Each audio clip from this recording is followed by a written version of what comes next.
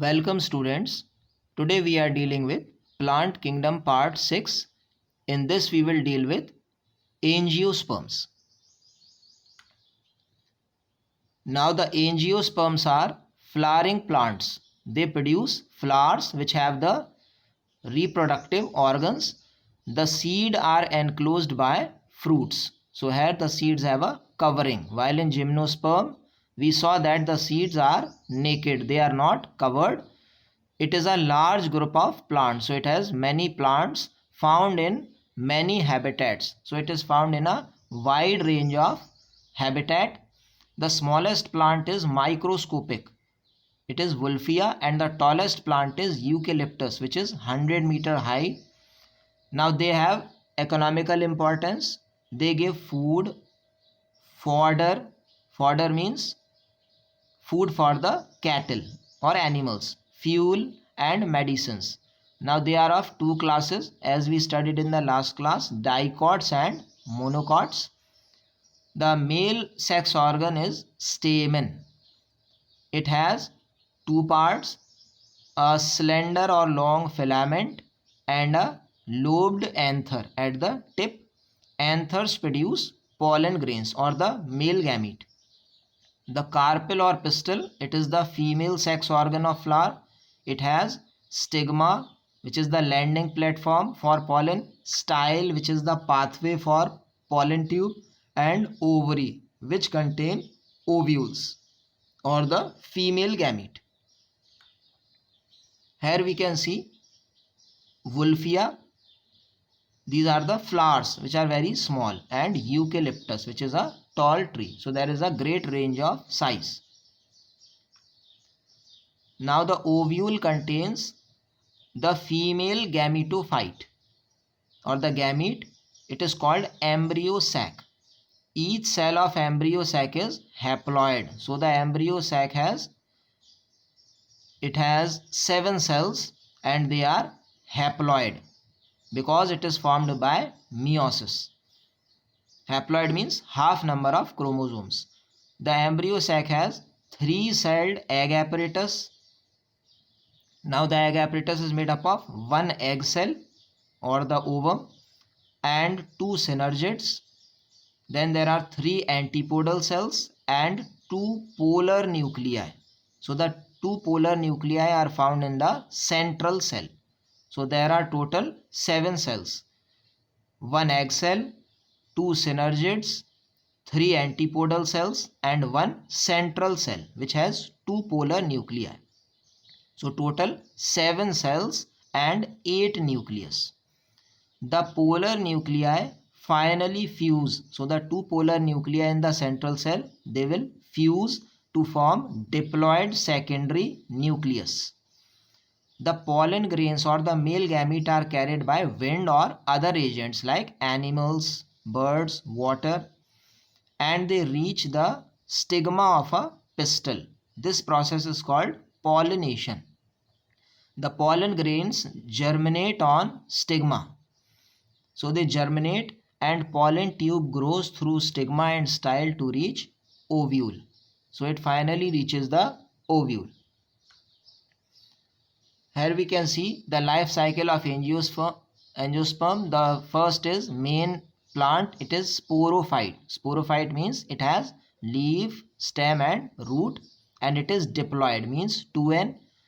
Now it produces the male part, anther and filament in flower, and female stigma, style and ovary. The anther produces microspore mother cell. Inside the microsporangium or bag, they divide to form microspores and these mature to form pollen grain. The pollen grain germinates. We can see there are 2 gametes or nucleus in the pollen tube and it fuses with the egg to form zygote. Zygote changes into embryo and embryo into sporophyte.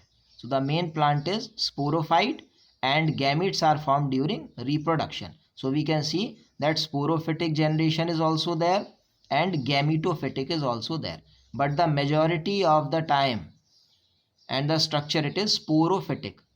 So this life cycle is also called diplontic life cycle because the diploid stage is dominant. Most of the time it is diploid. The ovary, we can see it produces megaspore mother cell just like microspore mother cell in male. The megaspore mother cell contains ovule and ovule contains embryo sac in which egg is found. So this is the life cycle of angiosperm. Now the pollen tube enters embryo sac where two male gametes are discharged. So pollen tube produces two male gametes. The single male gamete divides to produce two. The first male gamete fuses with egg cell. Both are haploid and form zygote, which is diploid. This process is called syngamy. Syngamy means, syn means together and gamy means fusion, because two similar cells are fusing. The second male gamete fuses with secondary nucleus, which was formed by fusion of polar nuclei. It is 2n. So finally a triploid or 3n structure is produced.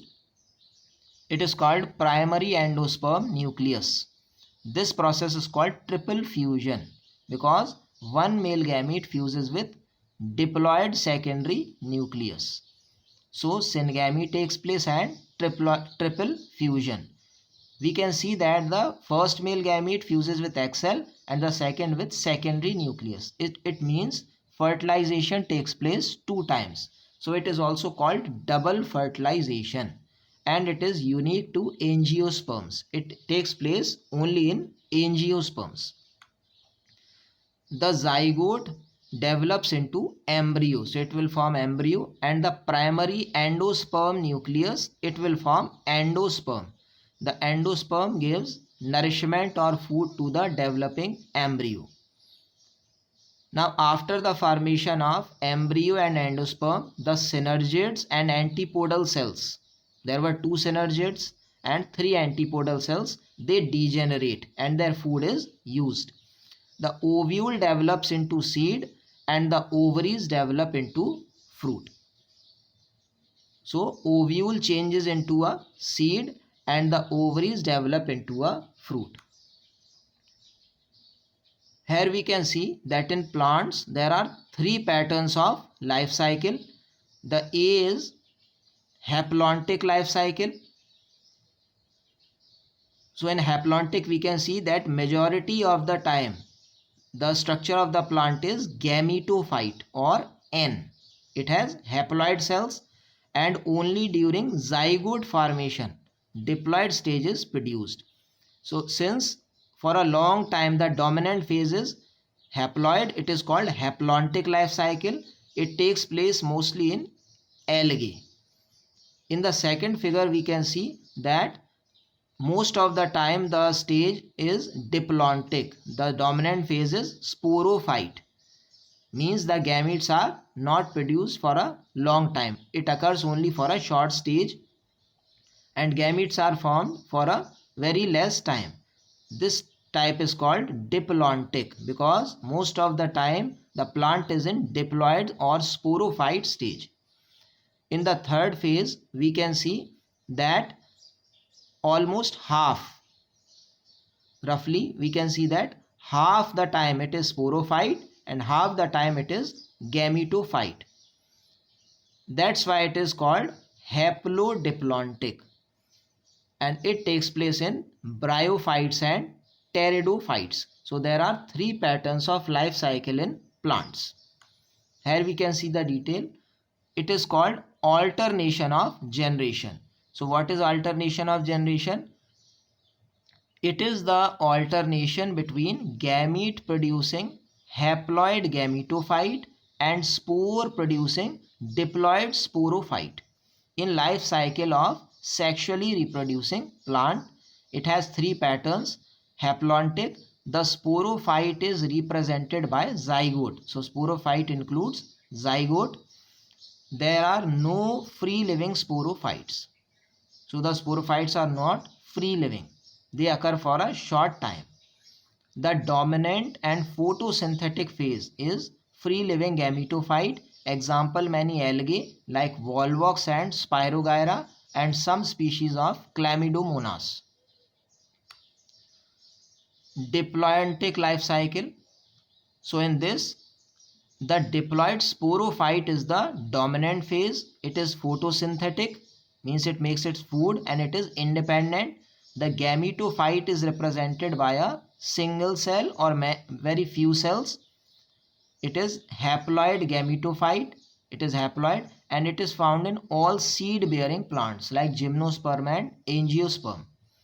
The haplodiplontic life cycle, it is the intermediate condition, and both phases are multicellular and free living. So both the phases are there.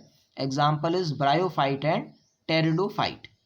Now there are some exceptions in plants. We know that most of the algae are haplontic, but some algae like Ectocarpus, Polysiphonia and Calps, they are haplodiplontic. Some algae like Fucus, they are also diplontic. So these are the exceptions to the plants. Thanks.